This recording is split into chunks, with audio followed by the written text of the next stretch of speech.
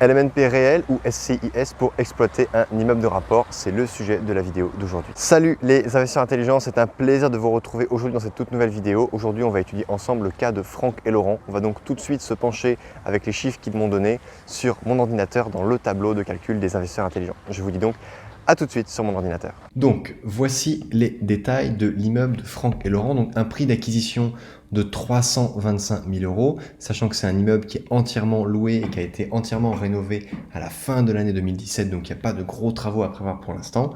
Actuellement, il est loué avec 2 T2 et 2 T3. Donc, les loyers sont 650 euros pour un T2 et 580 euros pour l'autre. Et dans les 2 T3, il y en a un qui est à 890 et l'autre, c'est l'inverse, il est à 980.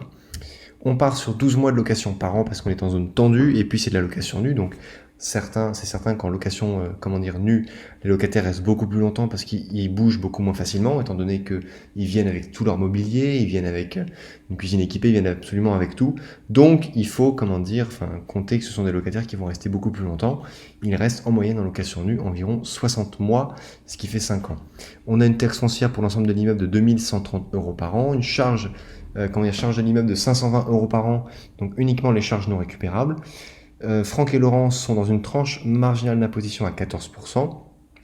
Ils ont prévu de provisionner environ 1 mois par an pour justement entretenir leurs biens et réinjecter régulièrement de l'argent pour maintenir la valeur et pallier les différentes petites dépenses. Et ils ont un expert comptable en ligne qui va leur coûter environ 390 euros par an. Ça, ils me l'ont pas dit. C'est moi qui leur ai dit où aller. Et avec ce tarif-là qui est très intéressant. Ensuite, au niveau du prix d'achat, donc maintenant, on va reculer un petit peu sur l'écran et on va renseigner les différentes données. Le but du jeu ici, c'est de voir quel est le mieux pour Franck et Laurent. Est-ce qu'ils doivent plutôt investir via une SCI-LIS ou est-ce qu'ils doivent tout garder en LMNP, sachant que le bien actuellement, il est d'un seul et même bloc. Ils vont devoir le découper s'ils veulent le louer en LMNP pour avoir chaque appartement qui est bien détaillé. Donc même s'ils seront tous les deux propriétaires du bien, ils auront un règlement de copropriété à mettre en place parce que dès qu'on est dans un bien qui a été divisé, pour que le notaire puisse faire son travail de manière très puriste, il doit faire passer un géomètre qui va déterminer les tantièmes reliés par lot et mettre en place un règlement de copropriété. Au niveau du prix de la vente, on est donc ici à 325 000 euros. Frais de notaire, ça va donc monter à 349 000 euros. Ici, au niveau des loyers, on a 650, 580, 890 et 980. Donc on a 3100 euros par mois de loyer, 12 mois par an de location, parce qu'on est dans une zone qui est quand même assez tendue. Tranche marginale d'imposition, c'est 14%. Provision pour travaux et frais, on va provisionner 1 mois par an qu'on va réinjecter dans le bien. Et ici, on va ensuite rajouter 390 euros de frais d'expert comptable. Les charges de l'immeuble, on est à 520 euros. Et la taxe foncière, on est à 2130 euros. Donc là, qu'est-ce que l'on voit? On voit qu'en termes de rentabilité brute, on est à 10,6%, ce qui n'est pas énorme pour un immeuble de rapport. Pour un immeuble de rapport, il faut vraiment qu'on soit à 12% minimum pour que je puisse y aller. Bon, après, ils sont apparemment dans une zone dans lequel la pression foncière est assez dynamique et ils sont sûrs et certains, et je leur fais confiance, pour parier sur une prise de valeur du bien. Donc ça, c'est important pour la suite parce que si on veut acheter un bien immobilier pour l'exploiter et le revendre d'ici 10 ans et gagner une plus-value, là, le schéma de l'investissement via une SCI à l'IS n'est pas forcément recommandé. Parce que, petit rappel, lorsque vous investissez via une SCI à l'IS, vous allez bénéficier de l'amortissement comptable comme les professionnels, mais lorsque vous allez revendre le bien, vous allez subir les maléfices entre guillemets de cet amortissement comptable, et donc vous allez devoir payer une plus-value sur les professionnels qui va être bien plus forte que la plus-value des particuliers qui, elle, est dégressive dans le temps.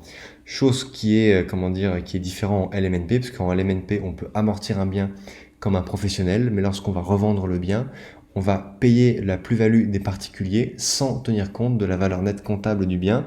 On va considérer une valeur nette comptable égale au prix d'acquisition sans tenir compte des différents amortissements qu'on aura imputés pendant l'exercice.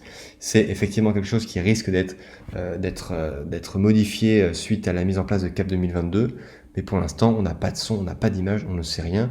Donc moi, j'ai tendance à vous dire, profitez du statut LMNP pendant que celui-ci existe, mais attention, ne fondez pas tout votre modèle, ne fondez pas tout votre schéma d'investissement sur le LMNP, parce que le jour où les députés d'un revers de bras vont mettre absolument tout par terre, vous risquez de voir vos nombreux actifs se transformer en de nombreux passifs.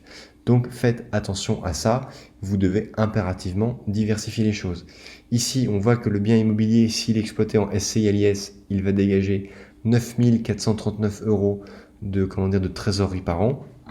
Tandis que s'il était exploité en LMNP réel, donc déjà en LMNP réel, ça voudrait dire qu'il faut, sur les 4 appartements qui sont là, négocier avec les locataires, et ça je vous expliquerai dans une prochaine vidéo comment passer de nu à meublé. Donc n'oubliez pas de vous abonner à la chaîne pour être notifié dès que cette vidéo sera parue.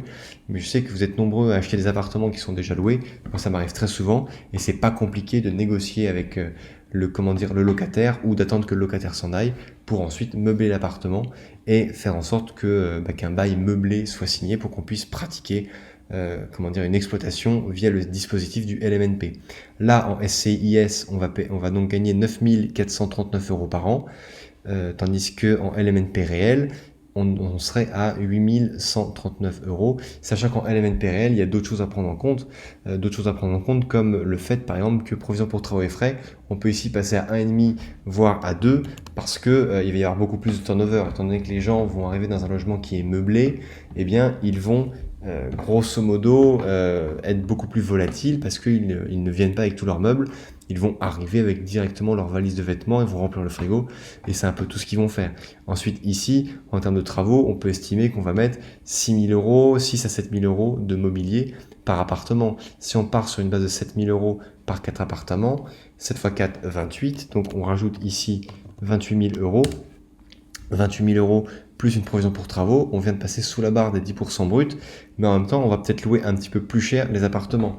Donc ici, ce que l'on peut faire, on peut estimer, on peut augmenter, parce qu'aujourd'hui, quand on loue en meublé, ça se loue pas forcément beaucoup plus cher que lorsqu'on loue en nu. Ce que je vais faire ici, pour que ça puisse être compréhensible, je vais faire égal 1,1 multiplié par la case ici, ce qui veut dire que là, je vais directement, excusez-moi, petite erreur de manipulation. Là, je double-clique, ça déroule. Là, ça veut dire qu'on va donc, je reproduis ensuite. On va donc être à un loyer de 715 € pour le premier. Ici, on va être à 638. Ici, on va être à 979. Et dans l'autre, on va être à 1078. D'accord? Ici, je remets tout à zéro pour pas que ça fausse les différents, les différents calculs. J'ai qu'à supprimer ici. Donc cet appartement, au lieu de rapporter 3 100 € par an, j'aurais pu directement faire plus 10% sur cette case-là, c'est pas très grave. Il va rapporter 3 410 € par mois. Donc ça va nous faire un rendement brut qui va être de 10,85, donc ça va venir un petit peu compenser les choses. Mais en termes d'excédent, vous voyez, on est quand même bien moindre. On est à 8 052 € et ici on est à 7 057. Donc vous voyez, il faut vraiment faire la différence. Est-ce qu'on veut des locataires qui vont rester longtemps, qui vont pas trop poser de problèmes et qui vont générer un cash flow plus important? Dans ce cas-là, on exploite en SCI LIS, ou est-ce que on veut, garder le bénéfice d'une plus-value importante sans être trop fiscalisé dessus, et donc on préfère le louer en LMNP, parce que du coup en LMNP on va être à 7 057 €. Ce qui est important, c'est la différence ici entre 7 057 € et la différence que nous avions ici. Si je remets tout comme avant, où on avait 9 439. Donc vous voyez la différence entre 7 000 qu'il y avait et 9 400, ça fait quand même environ 2 500 € d'écart. 2 500 € d'écart, c'est quand même énorme. Enfin, c'est quand même un salaire de cadre aujourd'hui en France. Donc c'est pas du tout anodin. Donc il faut vraiment que vous fassiez attention à ça. Il ne faut pas non plus être complètement aveuglé par le montant de la trésorerie annuelle que ça va vous donner en LMNP. Le mieux que vous puissiez faire, c'est vraiment être en connaissance de cause de tous vos agissements, parce que les conséquences à la sortie ne sont pas les mêmes. Donc si vous voulez acheter, faire une plus-value, je vous déconseille le statut IS.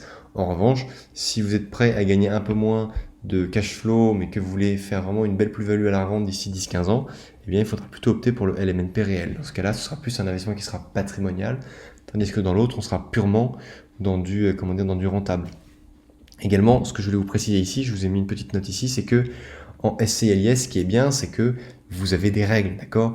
Il y a des statuts. Donc si nos deux compères, ce que sont Franck et Laurent, achètent tous les deux à 50-50 dans la SCI, bon bah si un jour il y en a un qui vient ne plus payer ses charges ou ses frais d'entretien, eh bien dans les statuts on peut tout à fait écrire que si au bout d'un certain temps l'un des des actionnaires ne paye pas ses charges, eh bien la totalité des autres actions vont venir au bénéfice de celui qui paye bien ses charges. Donc ça peut permettre de mettre des règles, sachant que pourquoi? Parce que si vous faites en LMNP et que vous avez deux personnes qui sont propriétaires du bien, s'il y en a un qui ne paye plus rien, bon bah il reste quand même propriétaire quoi qu'il arrive.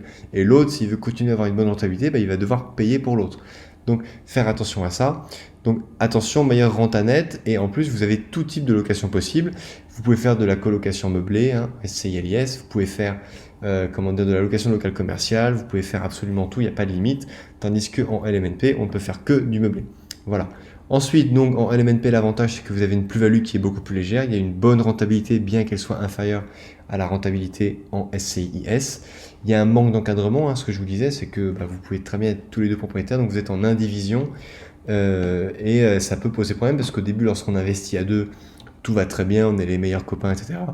Et puis un jour, il y en a un qui part à l'étranger, donc il y en a un autre qui part, qui doit s'occuper beaucoup plus du bien, il y en a un autre qui va s'y désintéresser, bref.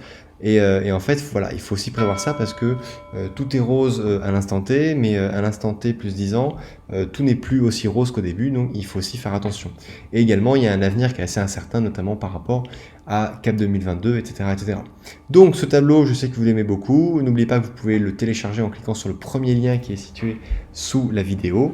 Cette vidéo est terminée, si elle vous a plu, n'hésitez pas à la liker, à vous abonner à la chaîne si bien sûr ça n'est pas déjà fait, et partager cette vidéo pour que ça puisse aider un maximum d'investisseurs, des amis à vous, des proches, etc., etc. En attendant une prochaine vidéo sur le thème de l'immobilier locatif, je vous dis à très bientôt. Ciao.